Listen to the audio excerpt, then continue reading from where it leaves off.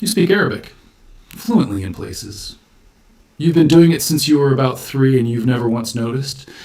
I'm not being clever about this. There are around 1,000 Arabic words sitting inside English right now. You use several of them today without a flicker of hesitation, because as far as you're concerned, they're just English. They've been English your whole life. And the reason you can't spot them is that they didn't sneak in quietly. They came in through the front door, carrying something everyone in Europe desperately wanted. If you like the kind of thing where the answer's been sitting in plain sight the whole time, subscribe. That's basically the whole channel. Right, let's go. Start with the giveaway, because there is one, and it's obvious once somebody points at it. Arabic doesn't have a separate little word for the. It sticks it onto the front. Al. So the book isn't 2 words, it's al-kitab. 1 word, 1 breath. Now picture a merchant in a port somewhere, or a scribe copying out a manuscript he only half understands. He hears a word. He doesn't know any Arabic grammar, and he isn't trying to. He just hears a sound and writes it down. So he takes the lot, article and all, alcohol, algebra, alchemy, alkali, almanac, apricot, artichoke. Every single one of those is dragging around a fossilized Arabic "the" that stopped meaning anything roughly 800 years ago. When you say the alcohol, you are, if you want to be annoying about it, saying the alcohol. Nobody's noticed. Nobody's going to. Right? Alcohol. Because this one does not go where you think it goes. You'd assume it started out meaning booze. It didn't. It started as alcohol. Alcohol was a powder, a very fine black powder ground down from antimony, and people put it around their eyes. Kohl, the eyeliner. Same word, still on shelves today. So how do you get from eyeliner to whiskey? You get there through the workshop. To make kohl properly, you had to take a raw lump of mineral and refine it, grind it, burn it, drive off everything that wasn't the pure substance. And that idea, extracting the essence, boiling a thing down until only the spirit of it is left, is what the word started to mean. By the time it got to Europe, alcohol meant any pure essence you'd pulled out by distillation. You could talk about the alcohol of a plant. It took centuries more before it settled onto the one specific spirit that comes out of a still, which I think is a lovely thing to know next time somebody offers you a drink. You're being handed a word that used to mean makeup. So how does any of this reach England? Because England and the Arabic-speaking world barely touched for most of history. No shared border, no busy port where the 2 crowds mixed every day. Spain, though. Spain is the whole answer.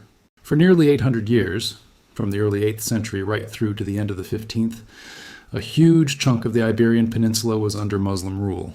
Al-Andalus. And this wasn't a fort on a hill with soldiers in it. This was a civilization.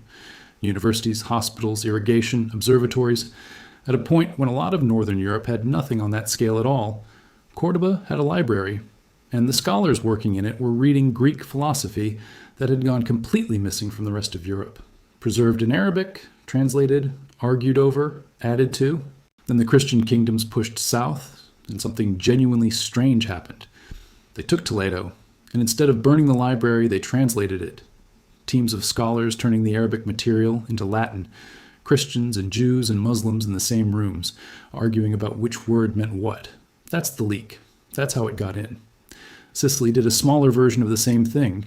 Venetian and Genoese traders did it through commerce, one shipment at a time. The Crusades did a bit of it, though nowhere near as much as people assume. So these words reached English secondhand, sometimes thirdhand. Arabic into Spanish, Spanish into French, French into English, or Arabic into Italian, then French, then English. 4 mouths, each one filing the edges off a bit. By the time it reached you, it barely looked like where it started. Now, the one that changed everything. 0. Cipher in Arabic. It means empty. And that word was doing a job that no European word could do because European maths didn't have a 0. Look at Roman numerals. There's no symbol for nothing. Why would there be? Nobody thought nothing needed writing down. The system that did have it, where a digit's position tells you how big it is, came out of India. Arab mathematicians picked it up, worked with it, sharpened it, and wrote the manuals. And one of them wrote a manual so good that his name is in your pocket right now. Muhammad ibn Musa al-Khwarizmi, 9th century Baghdad. He wrote the book on calculating with this Indian system, and when that book turned up in Europe in Latin, his name came along with it, thoroughly mangled on the way. Algorithmy algorithm. So every time somebody complains about the algorithm, the feed, the recommendations, the thing deciding what you watch after this, they're saying the name of a man who died about 1200 years ago. It isn't an Arabic word for a process, it's somebody's surname. And he managed it twice.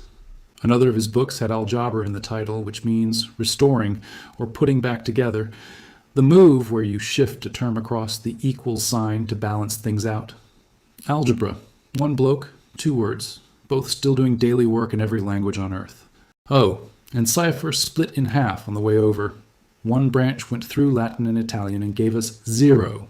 The other gave us cipher, which also meant 0 at first, and then drifted into meaning a secret code, because a coded message looks like a page of symbols that mean nothing. 0 and cipher. Same word, same language, two completely different faces. Quick run, because the spread is the point here. Sugar, from sukar, although that one's a relay. It went into Arabic, from Sanskrit, and out of Arabic into Italian. So by the time it hits your tea, it's carrying about 2,000 years of trade. Coffee, from kawa. Through Turkish into Italian into English. Word and drink arrive together, which is usually how you can tell something's genuinely new. Cotton, quotien, lemon, candy, from quand, which was crystallized cane sugar. Syrup and sherbet are the same root. Sherab, meaning a drink. Sofa comes from sufa, a raised platform you'd sit on. Mattress comes from matra, which means the place where something gets thrown down, which is exactly what a mattress is when you think about it, a thing on the floor. Magazine is makhzan, a storehouse. That's why a magazine you read and a magazine and a rifle have the same name. Both are storage. One stores bullets, the other stores articles. And admiral, from emir, a commander, same root as emir. But look closely at the English spelling, because there's a letter in there with no right to exist. That D was stuck in later by Europeans, who assumed the word must be related to the Latin for wonder at, admirari. It isn't.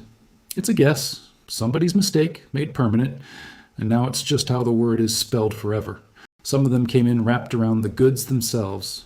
Muslin is named after Mosul, damask after Damascus, gauze might be named after Gaza. The cloth traveled, the place name traveled with it, and eventually people forgot it had ever been a place at all. Giraffe, from zarafa, gazelle, from gazal, safari, from safar, meaning a journey. That one came much later, in the 1800s, through Swahili. Monsoon is mausim, a season. Portuguese sailors in the Indian Ocean needed a word for a wind that turns up on a timetable, and there was already a perfectly good one. So what does the pile actually tell you? Not that English is secretly Arabic. It isn't, and anyone who says so is overselling it. English is Germanic down to the bones. The grammar, the little joining words, the words for family and body and weather. That's the skeleton, and it hasn't changed. But look at what got borrowed. Not household words, not the close, warm, everyday ones.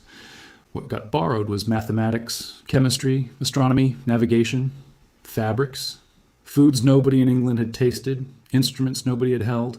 Which means this vocabulary is a map of what one civilization had that another one wanted badly enough to go and get.